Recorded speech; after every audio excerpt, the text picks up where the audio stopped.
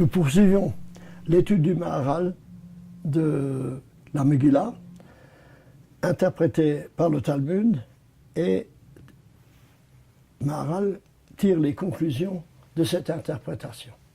Nous avons ainsi vu la figure d'Assuérus, qui est Assuérus marqué essentiellement l'asot kirtzon ish veish, de respecter la volonté de chacun, c'est-à-dire de renier par conséquent le phénomène de la valeur et pas seulement de l'égalité. Et c'est ainsi que nous aboutissons à la figure de Haman. Soulignons par là et disons que si Haman représente véritablement la volonté de destruction du peuple juif, c'est-à-dire qu'il est le rachat, il est le méchant qui veut supprimer effectivement cette vocation particulière du peuple juif qu'il saisit très bien, mais dont il veut absolument la solution finale, la destruction. D'après le Maharal, interprétant ainsi la Gemara, il est clair que cet aspect de Haman n'est pas seulement une figure historique. Au-delà de sa personne, eh bien, la figure de Haman est aussi l'expression d'une force spirituelle qui règne dans le monde, comme celle d'Assuérus et comme celle de Mordechai, qui ont évidemment une densité historique, mais qui par-delà cette densité historique représente, comme nous l'avons d'ailleurs déjà vu pour les empires, une certaine force spirituelle qui règne dans le monde. S'il en est ainsi, à ce moment-là, on doit trouver, en ce qui concerne ces personnages, une certaine allusion dans la Torah, puisque la Torah elle-même est une description de l'humain. Donc toutes les forces spirituelles qui existent dans le monde et qui se développent ensuite au cours de l'histoire, au fond, elles ont leurs racines dans des événements ou des prescriptions ou des récits de la Torah elle-même. C'est dans ce sens que l'on doit comprendre la réflexion de la Gemara dans la Gemara Choulin 139b qui demande une question absolument étrange. Haman minatora minayin. D'où savons-nous que Haman est déjà inscrit dans la Torah? Alors évidemment, c'est une question extrêmement étrange, étant donné que Haman, comme nous le savons, s'est réalisé des siècles plus tard. Comment voulez-vous qu'il soit inscrit dans la Torah? Mais ils ont trouvé qu'il y avait un rapport. Et quel est le verset qu'ils ont invoqué, où Haman est mentionné? Hamina eitz asher tziviti lo tochal mimenu achalta. Est-ce que de l'arbre que je t'ai ordonné de ne pas manger, tu as mangé? Hamin, est-ce que de, en hébreu, min, de, ha, interrogation, hamin, hey, mem, nun, sont les mêmes lettres que Haman. Et par conséquent, hamina eitz asher, Haman est déjà inscrit dans la Torah. Hamin, Haman. Naturellement, il ne s'agit pas simplement de prendre ces trois lettres et de la comparaison. Il s'agit d'une comparaison interne. Et quelle est la comparaison interne? C'est que, au fond, toute l'histoire que nous racontons a déjà ses sources dans la création, dans le récit de la création. Et dans ce récit de la création, l'homme apparaît. Dieu, comme nous l'avons déjà dit, invite l'homme à la souda, invite l'homme à un repas, c'est-à-dire à jouir de l'ensemble du monde. Et c'est ce qu'il lui dit. Il le place dans le Gan Eden, il lui dit « Mikol eitz hagan ochal tochal » tu peux manger de tous les arbres, sauf de celui qui est au milieu du Gan Eden, de celui-là tu ne mangeras pas. Or, nous voyons que Adam mange de cet arbre, induit par le serpent, qui lui dit « Quoi ? Tu ne dois pas manger de cet arbre, tu peux manger de cet arbre, essaie voir. Et si tu manges, yitem kelohim, vous serez comme des dieux. » Il y a dans l'attitude d'Adam et d'Ève à ce moment-là d'aller à l'encontre de la loi établie. Et quelle est la loi établie? Tu peux manger de tous les arbres, mais il y a un arbre dont tu ne dois pas manger. Je soulignerai que cet arbre n'est pas différent des autres. Naturellement, il s'agit de l'arbre de la connaissance du bien et du mal, du bien et du mal. Mais au fond, l'arbre est le même que tous les arbres. Mais il a une caractéristique. Il y a la défense de Dieu de le manger. Le fait de contrevenir à cette obligation, à cette règle est une révolte contre Dieu. Quoi? Je ne suis pas dépendant de rien, de personne. Je suis dans le jardin, je suis à la Souda, je mange ce qui me plaît. Et par conséquent, il y a dans l'attitude d'Adam déjà une sorte de révolte contre la règle, de révolte contre la limite. L'imposer, je fais ce que je veux. Je fais ce que je pense.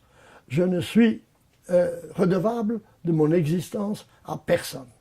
Il y a donc dans l'attitude d'Adam déjà cette révolte de l'homme qui se veut Dieu.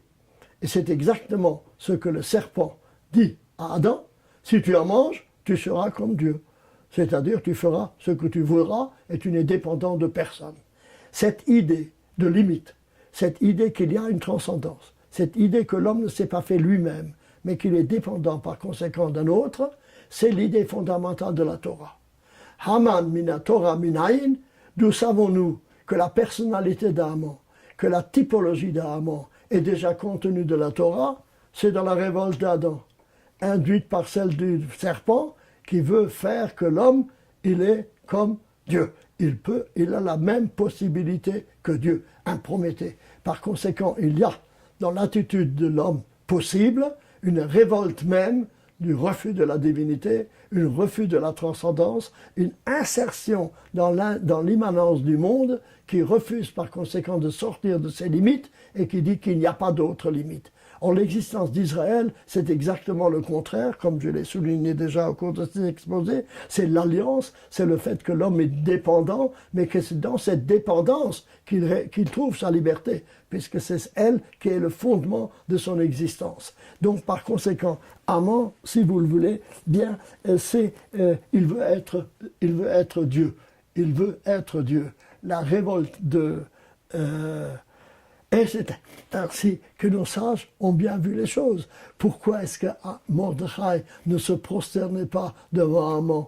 Qu'est-ce que ça pouvait lui faire? Il met ainsi en danger l'ensemble du peuple juif pour refus de saluer simplement Mordechai. Est-ce que ce n'est pas mettre en danger le peuple juif simplement en refusant cela? Nos sages ont exprimé ça en disant que Mordechai avait se considérait comme une divinité. Il voulait être Dieu. Il était Avodah Zara. Et en se prosternant devant Haman, c'est pas devant la personnalité d'Haman qu'on se prosternait. On se prosternait devant ce que Haman représentait, c'est-à-dire une révolte contre la divinité. Et ça, Mordechai ne pouvait pas l'accepter. Cette Avodah Zara, ce culte étranger. Je rappelle ici d'ailleurs cette volonté des dictateurs de se considérer eux-mêmes comme Dieu. Rappelez-vous Staline, qui se faisait adorer, auquel on adressait des prières et des psaumes, je pourrais dire. Il y a dans chaque dictateur cette volonté.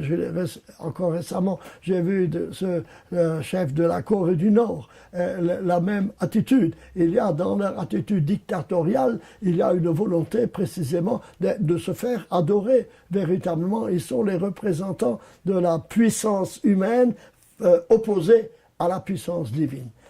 La réalité juive est celle, au contraire, d'une collaboration entre l'humain et le divin, l'humain réalisant le projet de Dieu pour la création, c'est cela même qui est Israël, et par conséquent, c'est la volonté de river l'humain à la transcendance en essayant, en montrant que dans ce dépassement, l'homme véritablement devient ce qu'il peut être, alors qu'au contraire, il s'anéantit, qu'il se coupe de la réalité de son existence. C'est pourquoi nos sages ont vu Haman mina Torah minayin, d'où à tout cela, dans le fait que le premier homme a cédé au Nachash, a cédé à la considération diabolique, je dirais, du serpent qui veut l'induire en erreur. Et cela, nos sages l'ont exprimé d'une façon tout à fait remarquable dans le Talmud, et le Maharal reprend d'une façon tout à fait originale cette explication. Voici. Rav Nachman, c'est dans le traité Megillah, page 11, A. Rabbi Nachman, lorsqu'il interprétait la Megillat Esther, commençait toujours son commentaire en citant un verset des psaumes, le psaume 124. Loulé Hachem, Shahaya lanu bekum aleinu Adam. Si Dieu ne nous avait pas soutenus lorsque Adam s'est levé contre nous. Je cite maintenant dans la traduction d'André Chouraki le psaume dans son entier, pour voir comment il voit l'histoire de la Megillah à la lumière de ce psaume. Le voici. Cantique de David. Sans Dieu qui fut pour nous, qu'Israël se le dise. Sans Dieu qui fut pour nous, lorsque l'homme se dressa contre nous. Alors ils nous eussent engloutis vivants, aux flammes de leur fureur contre nous. Alors les eaux nous eussent certes submergés, le torrent eût passé sur nos âmes. Alors eussent passé sur nos âmes les eaux impétueuses. Dieu est béni, qu'il ne nous a pas livrés pour proie de leurs dents. Notre âme, comme un oiseau, s'est enfuie du piège des oiseleurs. Le piège est brisé, nous sommes libres. Notre secours est dans Dieu, le Créateur du ciel et de la terre. Remarquable psaume. Remarquable aussi le verset invoqué pour comprendre la Megillah. Sans Dieu qui fut pour nous, c'est-à-dire qui nous a soutenus, sans Dieu qui fut pour nous, lorsque l'homme se dressa contre nous. Lorsque l'homme se dressa contre nous. Pourquoi donc? Qu'est-ce que cela signifie? Alors, le Maharal explique que, au fond, l'aspiration d'Aman, c'était d'être Dieu. Vous savez qu'il voulait prendre la place d'Assyrus, et par conséquent, il voulait devenir le roi. Mais pas seulement le roi de la Perse, il se considérait comme étant lui-même une divinité. Obéissant cela à l'injonction du serpent, vous serez comme des dieux, en vous opposant à Dieu.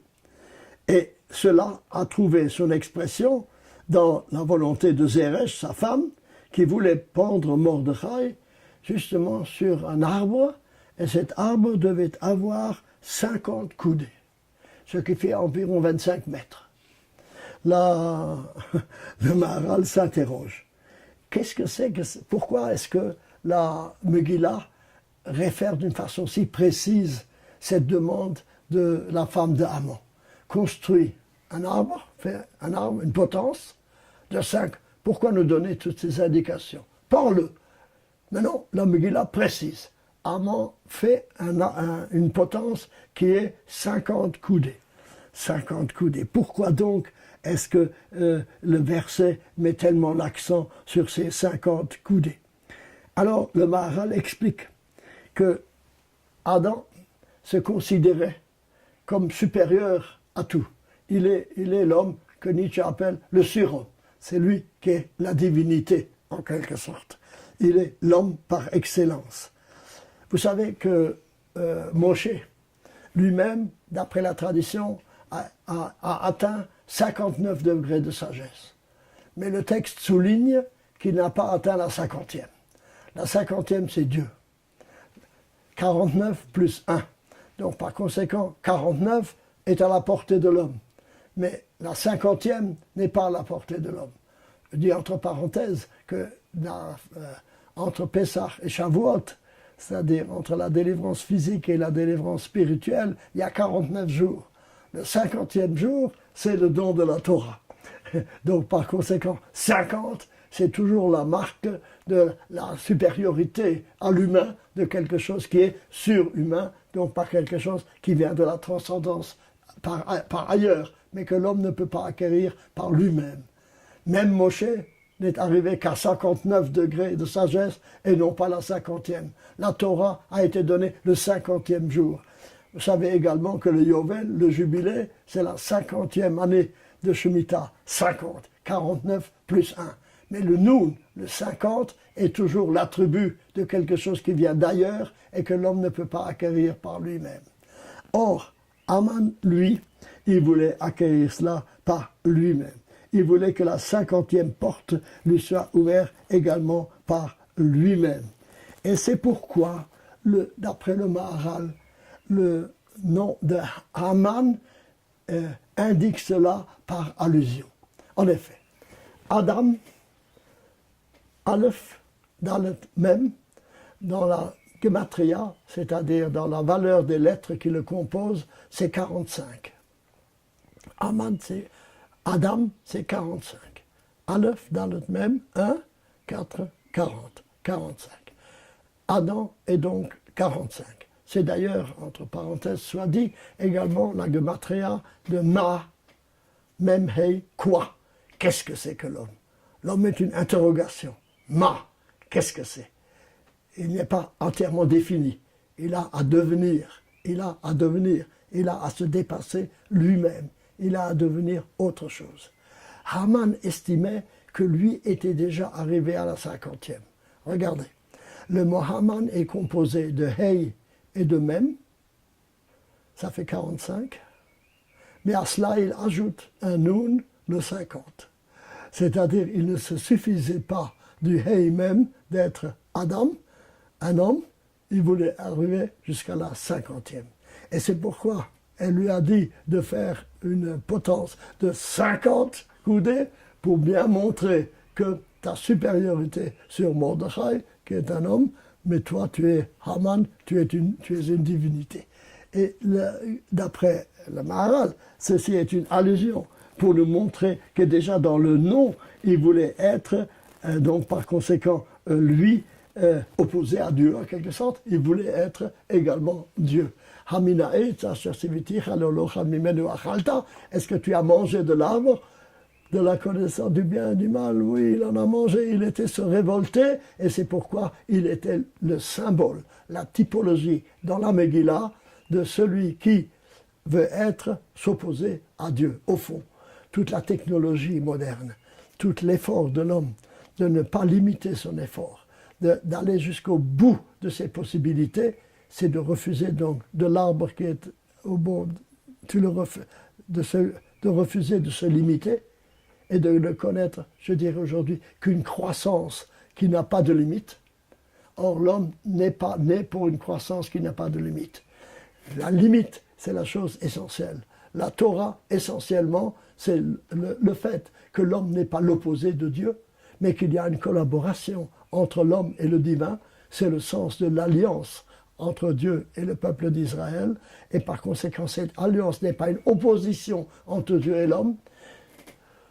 Nous ne sommes pas des Prométhéens qui avons besoin de voler le feu pour établir la civilisation industrielle que nous avons comme dans la mythologie grecque. Au contraire, Boré Meoré Haesh, c'est Dieu qui crée la lumière du feu et qui l'offre à l'homme pour qu'il développe la civilisation. Mais qu'il développe cette civilisation en accord avec le projet divin et non pas contre le projet divin. Qu'il maintienne par conséquent ce sens de la limite qui fait que l'homme reste un homme et que tout son effort doit consister à assimiler son œuvre à celle du projet divin et non pas à s'opposer au projet divin.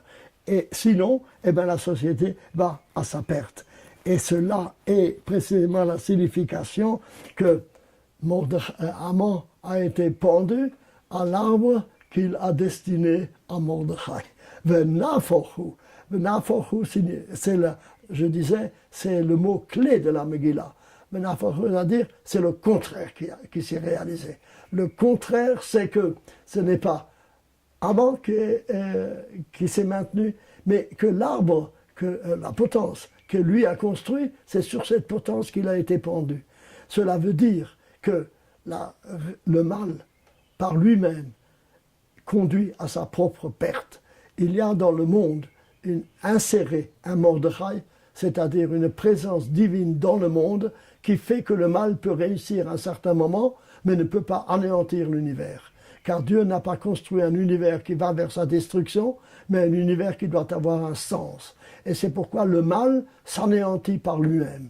L'affirmation profonde que Haman construit sa potence et que c'est sur potence, lui, il sera construit. Il veut anéantir le peuple juif, il sera anéanti lui-même. C'est-à-dire que finalement, cette destinée du peuple juif au milieu des nations a le sens d'une sorte de thermostat que Dieu introduit dans le monde et qui fait que l'affirmation de la valeur, je dirais la valeur de la vie est supérieure à celle de la destruction, et c'est elle qui finit par s'imposer finalement. C'est notre foi profonde. Et c'est pourquoi le cours précédent que nous avons donné, où le Maharal montre que l'histoire de Purim s'insère dans une vision messianique du monde, et que l'ensemble de l'opposition d'Israël et des nations n'est pas une confrontation stérile, mais est une confrontation qui veut parvenir à la création de l'homme réel, c'est-à-dire d'un homme qui accomplit le projet de Dieu et non pas voit dans sa supériorité sur le monde ambiant comme une opposition à la divinité, mais au contraire une obéissance à la loi. Le fait de se limiter fait que l'homme se dépasse et acquiert dans cette limité autre chose. Il est tout à fait remarquable, à mon sens, que le texte dit « Si Dieu ne nous avait pas soutenus lorsque s'élève contre nous Adam l'homme ».